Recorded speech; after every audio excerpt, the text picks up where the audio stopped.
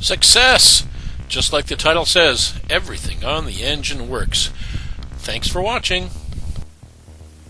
Welcome back to the hangar. Another day, and now I have torque specs. So I'm going to be finishing up the installation here, wiring everything down and making it secure, and then I'm going to start the engine and see how that engine fogging, now that the bottle's closer.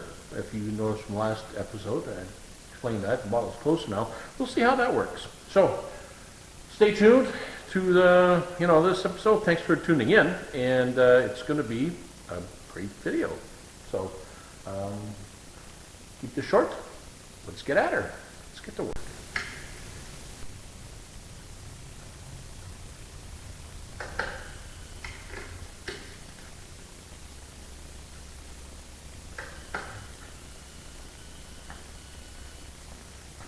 Okay, the specifications actually give a range between 15 to 18 foot-pounds. This is my micro one. It's in inch pounds. So 1 foot-pound is 20 inch-pounds. So I set this at 16 foot-pounds, so based on the inch-pounds. And everything is now torqued properly. The bolts down here for the reduction drive is specified at 18 foot-pounds. And yeah, everything else is torqued properly. It's basically ready to go. I'm just going to put some safety wire on everything and make sure that it's safe to go.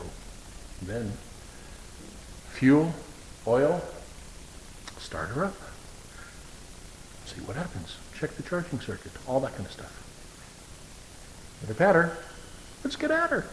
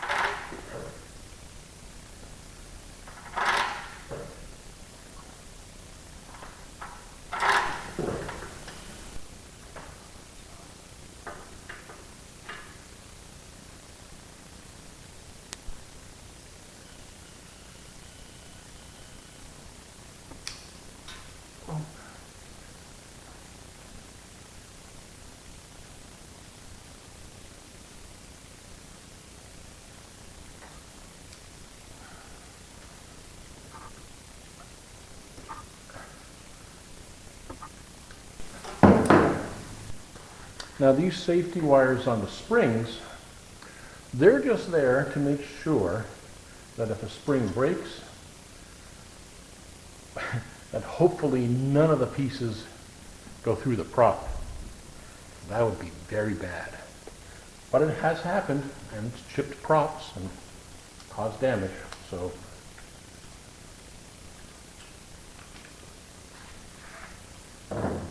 always safety wire them. Now, in a previous, quite a ways back video, I went and I put silicone as well on the springs. There's still silicone on the front ones because those weren't removed. After talking to Bob from BC, who's the Rotax dealer, he said, yeah, that's just for noise, for vibration. It's not really going to hold the springs in there. It's the safety wire that's going to do it. So I said, oh, well, there we go. Okay, then we'll forego that part and we'll just put safety wire on and not smudge it with silicone. There's no point. So, some of you were wondering why I'm not going to be putting silicone on. Well, that's the reason why. Let's get this length right. Now, when I twist this, that's going to go inside the spring to hold any spring pieces on there. It's got to be long enough so that it's not tight. Because remember, this all has to kind of wiggle and move a little bit. So if you make these safety wires tight, you might as well put nuts and bolts on there. So, which defeats the purpose of the spring. So this safety wire is not supposed to be tight in there. It's just to contain the spring if it decides to depart or tries to depart the aircraft. So, and it's also, you got to inspect the springs regularly. They are not expensive.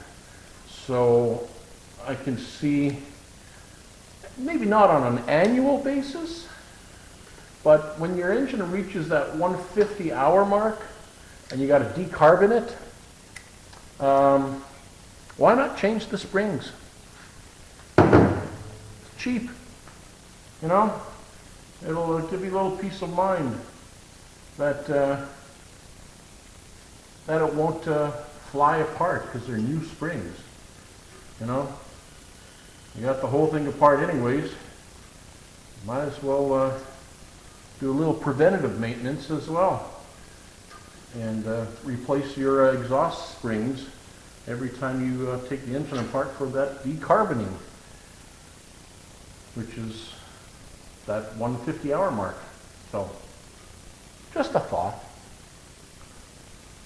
You don't have to. You can wait till they get really rusty and disgusting looking and are half near falling apart, and you know, if you're the kind of person who likes to replace your prop, which I don't think many of you are, so there we go. Safety wired, safety wired, safety wired, all torqued. Not bad, ready to go. Now, in case any of you have never done this to your airplane, and you put the safety wire on the prop or bolts, that kind of stuff, let me lift you guys up and show you a close-up. Okay, the bolts tighten this way and loosen this way. So if you notice, the safety wire goes this way and then here, so that there's tension on here. And if there's tension, it's tensioning to tighten. Now, the holes didn't quite line up that way, but this is still the way it's set up so that this cannot undo. Okay? If anything, it's going to help them tighten up some more. So, that's how you safety wire. Is it a very pretty, perfect look? Yeah, I could probably, I probably could have spun the bolts another quarter turn and made the holes line up so they look really symmetrical and pretty. Yeah. It's pretty enough as it is. It don't need to be more pretty, because if it got any more pretty, everybody would be jealous. Okay. Yeah, I got to clean up loose bits of safety wire and stuff. I think I am ready for a startup. Well, I'm going to check the carbs first. I'm going to check the adjustments on the carbs, make sure everything's good there. But I think we're good. So for a run-up and test, we'll see. Pitter patter. Let's get at her. Yeah, in case you're wondering, yeah, I'm using premix, but this is a 100-to-1 mixture because I have oil injection. But the oil injection system was drained. There's a bit of oil in it, but just to make sure that there's no starvation of oil, I'm going to pour, this is 5 liters of premix at 100-to-1, maybe a little higher. It's more like 80-to-1. And yeah, it'll smoke a little bit, but that's okay. That'll allow the oil that I just filled into the reservoir at the top to fill the piping and all that kind of stuff. So yeah, this is a premix for this first startup. Once the oil system is primed and all that, then the rest of it can be just straight gasoline.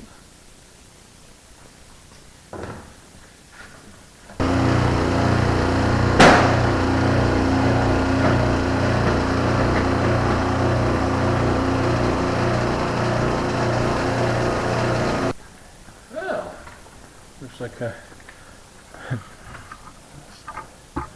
someone parked there. There we go, bang clang.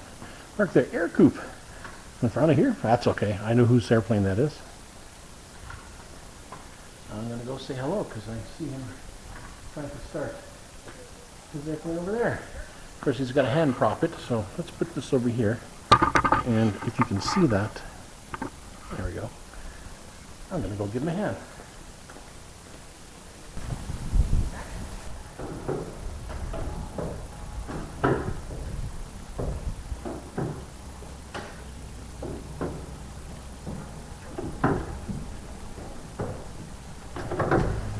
Switch is on, EFIS is powered, fuel flow is showing, good, it's not showing pressure yet,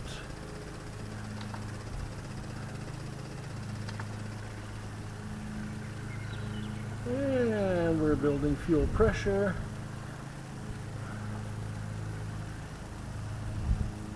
Fuel pressure is up, fuel flow is dropping, that's correct. Okay, charge circuit's on. And let's see. Let's turn on the choke. Crack the throttles a little bit. Bags on both. Clear prop. And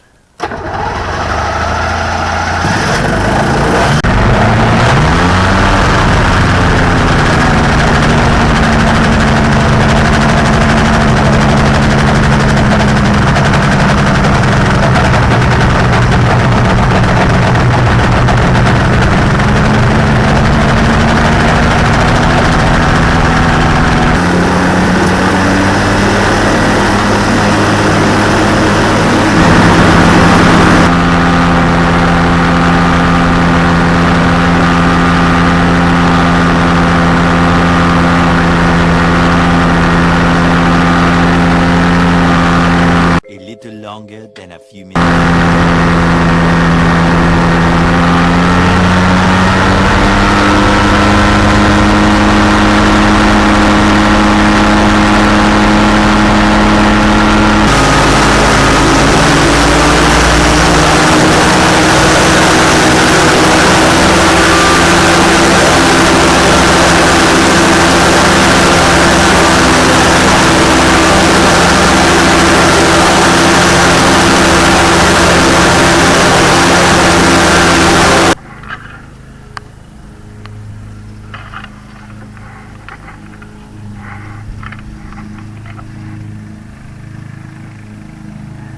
okay, hopefully I've got this camera lined up properly. I'm not sure, but using these two sticks, adjusting the cables, when they are perfectly parallel, that means the two carbs are synchronized. So you open the throttle a little bit, just so the stick starts to drop down, and then you adjust those, and once they are perfectly flat, you are synchronized. Or at least as close as humanly possible. Well, there you go, that's what I was doing with those sticks.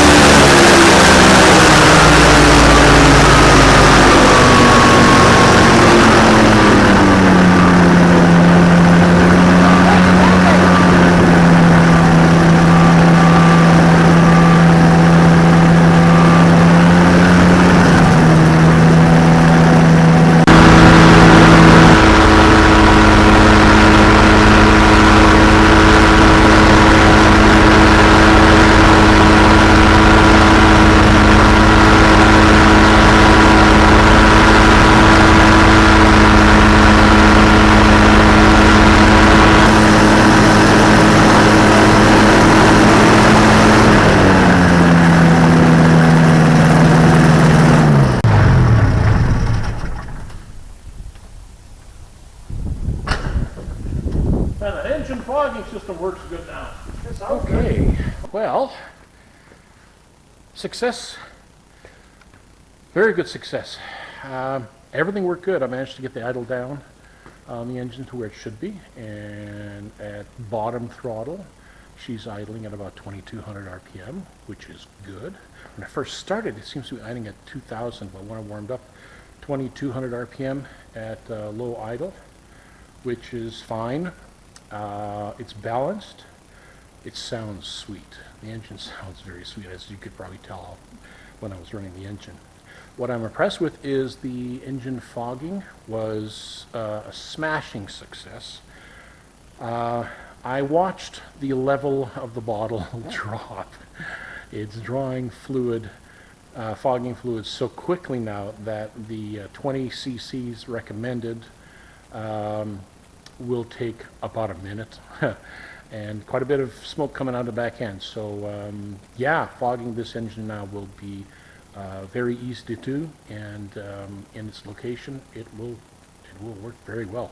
Let's go take a look at that for one last time, just to show you guys. Sorry about the angle of the camera, but let's see here. Okay, turn it around, and there we go. There it is, the engine fogging in this location now. And oh, the valve is still turned on. I left it on deliberately. That way, when the engine shuts off, it'll drain back in, which it looks like it has. Now I will shut it off, and it's ready for the next start. Okay. Fuel pump up here worked good. What I did notice, it took at least a few minutes for it to purge the air out of this line. It was full of air for quite a while. It's good now.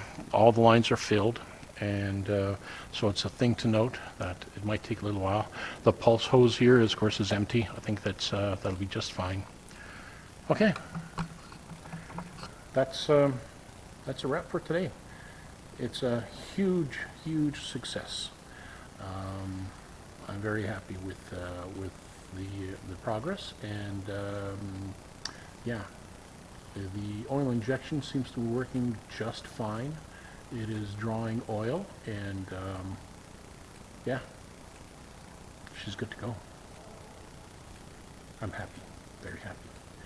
Now, to finish a few other things, so it's not quite ready yet. So, but it will be very soon.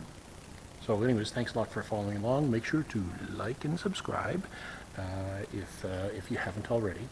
And you know, let's see if I can get to that 1,000 subscriber in the fall mark. That'd be really nice. So if you watch this video, go ahead and subscribe to it, and hit the little ring-a-ding bell, like everybody always says. And definitely hit the like button, and leave a comment. Commenting really helps, you know, with other people being notified that there's a crazy guy in Canada working on an experimental airplane. So a little bit of a diversion from some of the other stuff here, because there's a lot of activity here at the airport today, which is fine. It's a Saturday. And that's it. We'll see you again here in the hangar. And remember, keep your stick on the ice. Bye for now.